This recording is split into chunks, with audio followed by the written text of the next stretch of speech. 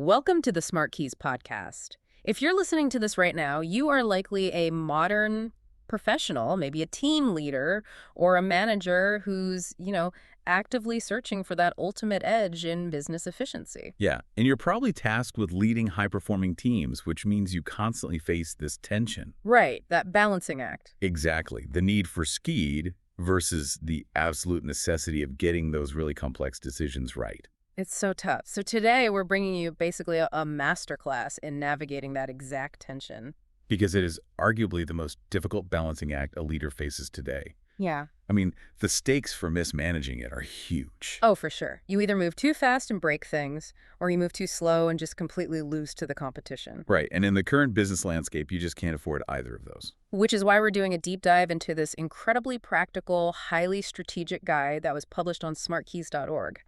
It was written by Felix Römer, and it's titled Participatory Management, Giving Employees a Voice in Decisions. That's a great piece. It really is. And our mission for this deep dive is to uncover how the most successful modern businesses are systematically extracting the absolute best ideas from their frontline workers. And crucially, doing so without completely paralyzing their operational speed. We're going to look at how you actually tap into the knowledge of the people doing the work. Yes. But to do that effectively, we have to establish a core premise right out of the gate, right? Yeah, absolutely. And that premise is that participatory management is not a perk. Right. It's not a ping pong table. Exactly. It's not about being nice to your staff. Right. And it is definitely not some superficial HR initiative. It's a fundamental strategic necessity for the future of work. Which is a bold claim, but the guide really backs it up. It does. Römer draws this really sharp distinction between occasional participative leadership where a manager might just randomly ask for input when they feel like it, and a broader systemic practice. Like when it's actually baked into the company. Exactly. Real participatory management is embedded into company policies. It's in the decision-making frameworks, the routine operations. It dictates the actual architecture of how a team functions day to day. Okay, let's unpack this. Because, if systemizing employee involvement is so incredibly effective for business outcomes, why isn't this just the default way everyone works? That's a great question. Like, why did businesses ever move away from giving workers a voice in the first place? Well, if you look at the historical context the source material provides, early human groups actually naturally made joint decisions just out of sheer survival necessity. Right. If you're a small nomadic tribe, collective input literally keeps you alive. Exactly. But as human societies scaled up, specifically with the rise of massive agricultural societies, the fundamental nature of work changed. You had to coordinate thousands of people. Right. Suddenly you're doing highly repetitive, standardized tasks on a massive scale. And that scale necessitated strict top-down hierarchies. So the person at the top has the grand plan. Yep, they give the orders, and the people at the bottom execute those orders without question. So the agricultural revolution essentially invented the traditional, rigid middle manager structure. In many ways, yeah. And that top-down model carried right through the Industrial Revolution. But, and here is the critical shift, today, the nature of work has completely inverted. Right. We are definitely no longer optimizing for standardized, repetitive physical labor. Exactly. Modern work is infinitely more complex, and it changes, by the minute. And because of that complexity, modern business highly rewards local, specialized knowledge. The people on the ground. Yeah. The person at the top of the org chart today doesn't necessarily understand how the newest API integration functions, or they don't know what specific friction points customers are complaining about on the support lines. Right. The frontline workers hold all that vital data. Exactly. So workers now expect to have a voice. And businesses desperately need that voice to solve these complex problems accurately. I love that. I like to think of traditional management like navigating a cross-country road trip using an old-school paper map. Oh, that's a good analogy. Right. The driver, the manager, is making all the calls, hoping the map is still accurate, but they are totally blind to a massive traffic jam happening 2 miles up the road. They can't see the reality on the ground. Exactly. Whereas participatory management is like using a modern GPS app.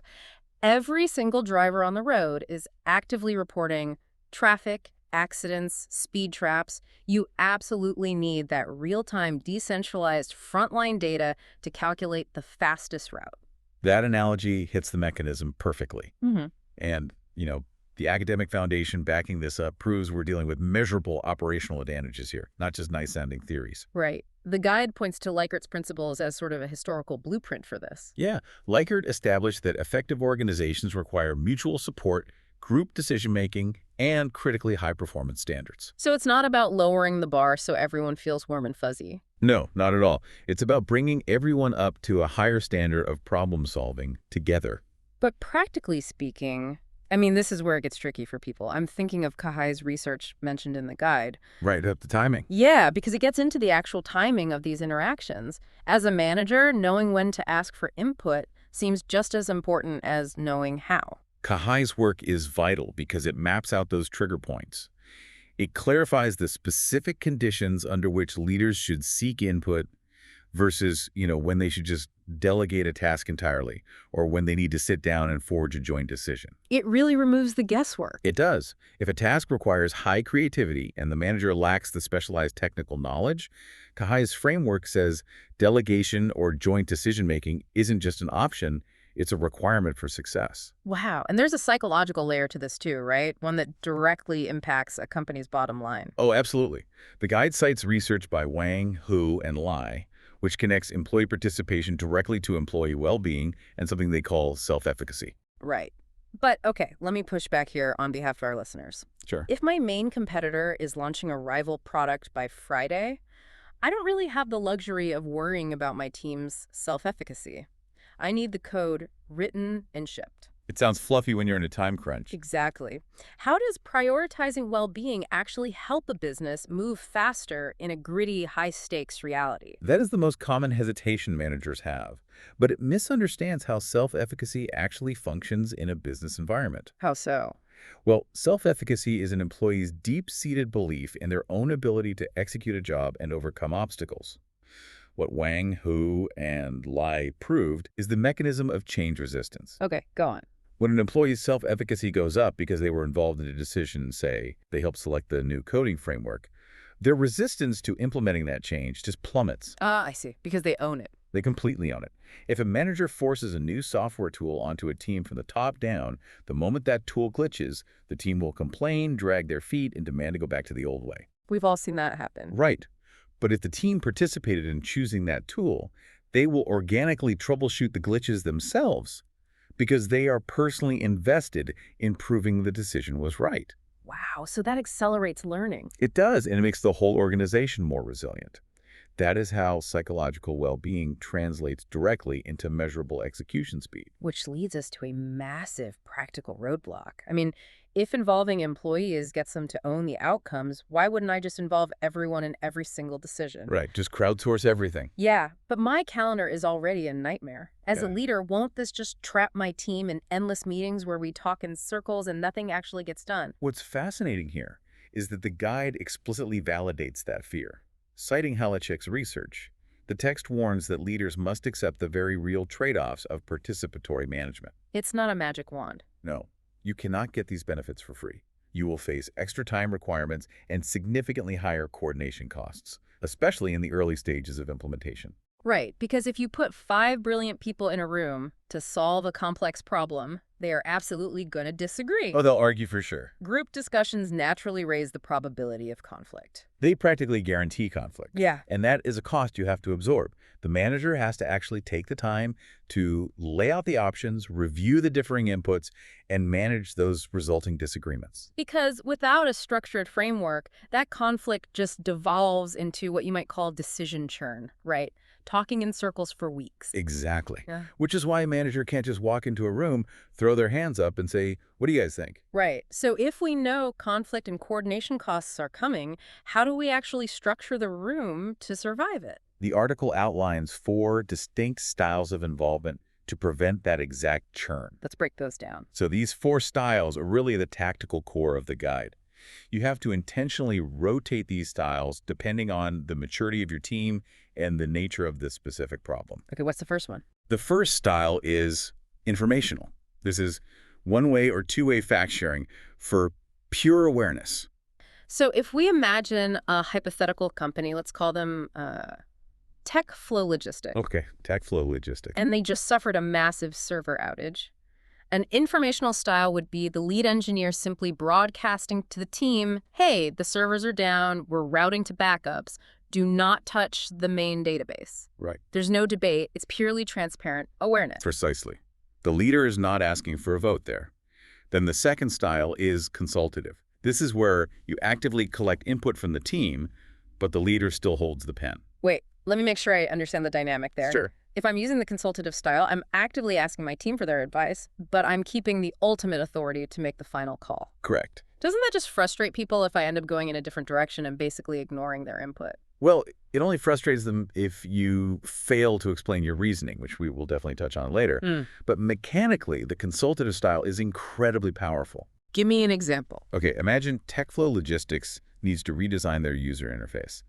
The product manager consults the sales team, the engineering team, and the design team. So they get all those angles. Right. They gather all that diverse input, synthesize it, and then the product manager makes the final call. It beautifully balances diverse perspectives with ultimate accountability. Got it. Okay, then we move to the third style, which is democratic. Okay. This is where the group jointly analyzes the options and literally votes on a solution, right? Majority rules. Exactly. And finally, you have the collective style. This represents a true sharing of authority, where the goal is prioritizing outcomes that benefit the whole group. Like requiring unanimous consensus. Yes. Often it requires everyone to agree. Here's where it gets really interesting, though. How do you know which of those four styles to apply to which problem? That's the million-dollar question. Because if I'm a manager at TechFlow Logistics, I can't just guess every morning whether we're voting democratically today or if I'm just consulting the team. You don't have to guess. The source provides a matrix that categorizes business decisions into 4 specific domains, and it maps the styles directly to them. Oh, that's helpful. First, you have technical decisions. These relate to specialized tools, algorithms, product features. These decisions belong strictly to your expert teams and your customers. That makes perfect sense. I mean, you wouldn't use a democratic style and have the marketing and HR departments vote on which routing algorithm the engineering team should use. No, that would be a complete disaster. You would paralyze the company. Exactly. For technical decisions, you use consultative or informational styles with non-experts, but you let the experts drive. Okay, what's next? The second domain is social decisions. These cover work rules, daily safety protocols, and team norms like, say, a remote work policy. Oh, and because everyone in the company has to live by a remote work policy, that domain highly benefits from democratic or collective input. Exactly. If you dictate a remote work policy strictly top-down, you will face massive resistance. But if you vote on it democratically, you get immediate buy-in. Right. Then the third domain covers financial decisions, focusing on value trade-offs, budgets, resource allocation. And the fourth is personnel decisions, hiring, firing, promotions.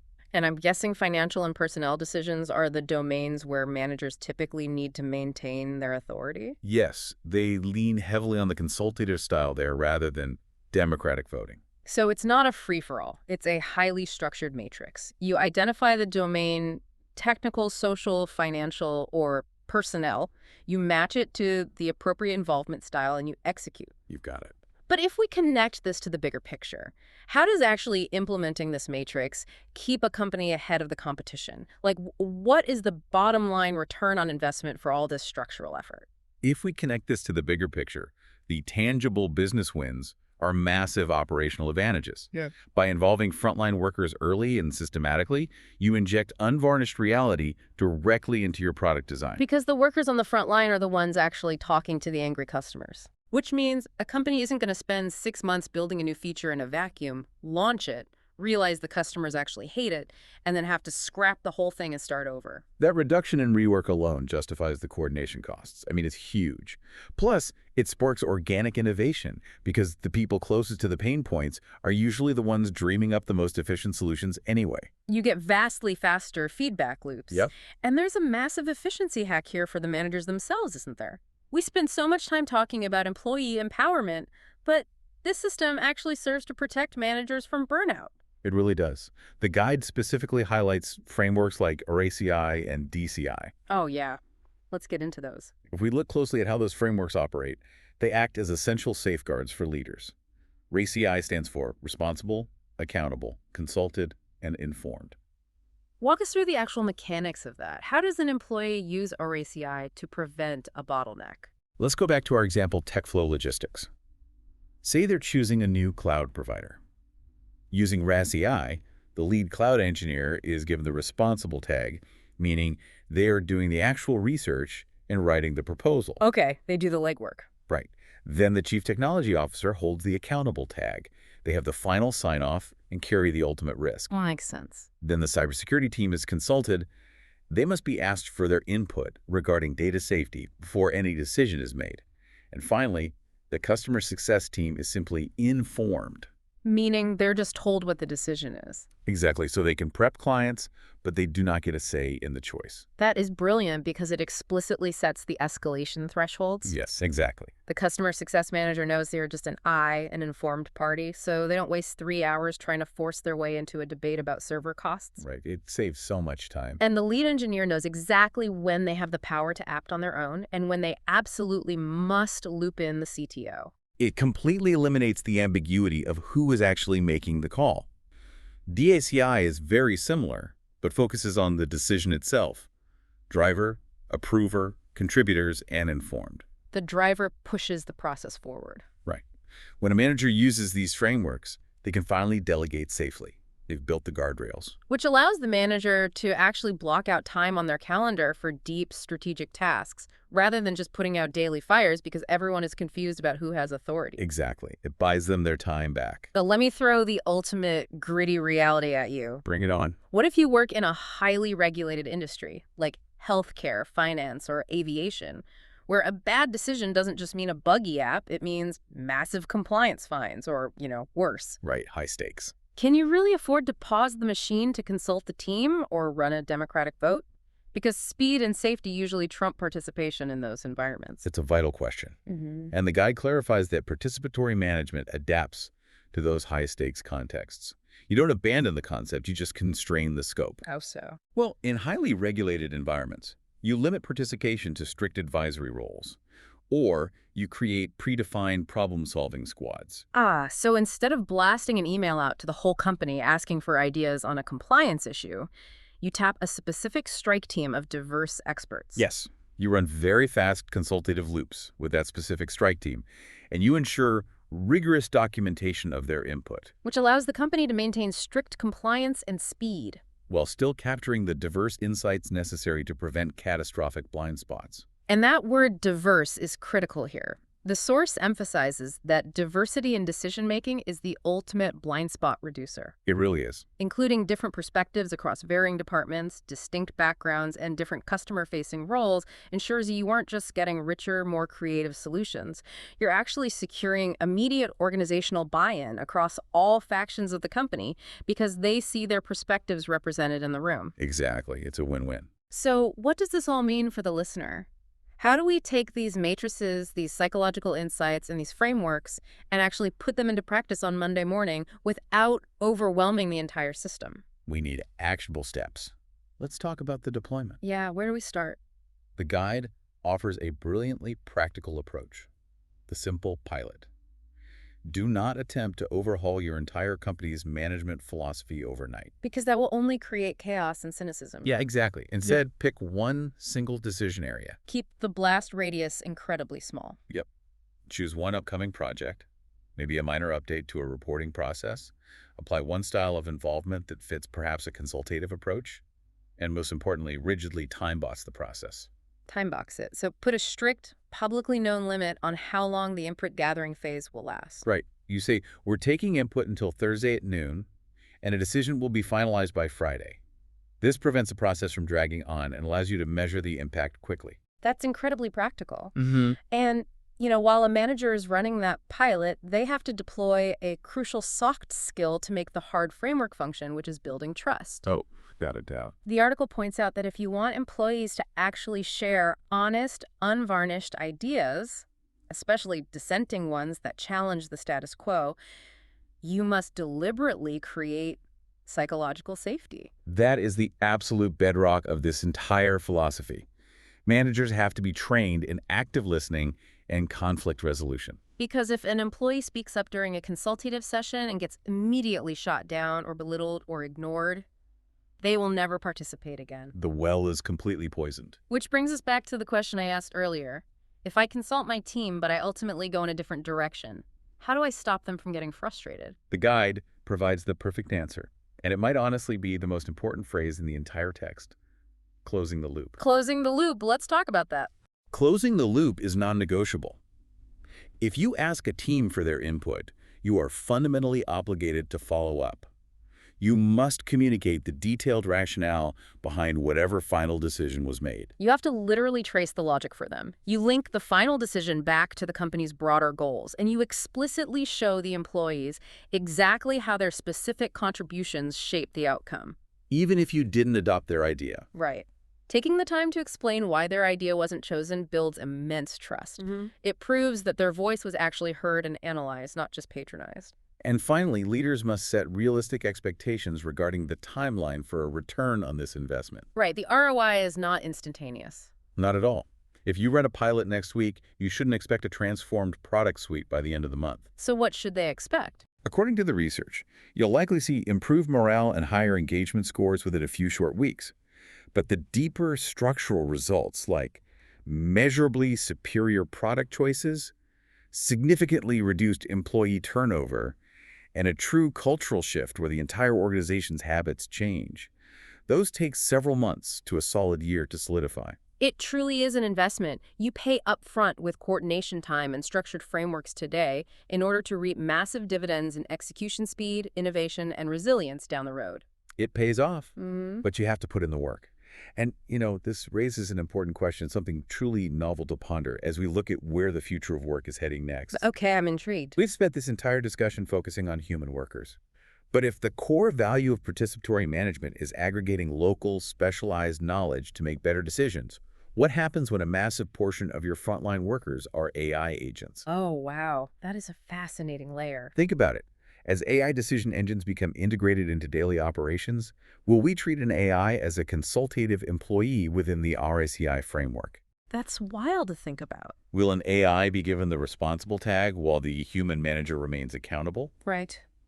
The modern leader's role is already shifting from dictating answers to facilitating the best insights from their team. In the very near future, the most successful managers might be the ones who can flawlessly facilitate participatory frameworks that blend both human intuition and machine intelligence into a single, cohesive decision. The leader as the ultimate architect of the collective mind, human and artificial. That completely redefines what it means to be in charge. It really does. Well, we have covered an incredible amount of ground today, from the historical shift away from top-down hierarchies to the granular mechanics of RACI matrices, the 4 styles of involvement, and how to run a time-boxed pilot just to get started and close the loop. A lot of practical takeaways. Absolutely. We want to explicitly thank you, the listener, for tuning in to the SmartKeys podcast. If you're looking to continuously sharpen your professional edge and stay ahead of the curve in this rapidly changing landscape, please hit that subscribe button so you never miss an insight. Highly recommend it. And we highly encourage you to read Felix Römer's full article on smartkeys.org. It dives even deeper into the specific matrices for the DCI models and offers fantastic supplementary case studies on applying these frameworks at scale. You can find the direct link to the piece right in our show notes. Until next time, keep optimizing your frameworks, trust the signals coming from your team, and we will see you on the next deep dive.